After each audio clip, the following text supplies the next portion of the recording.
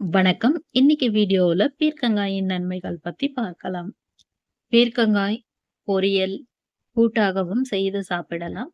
பீர்க்கங்காயின் நன்மைகள் என்னென்னன்ட்டு பார்க்கலாம்.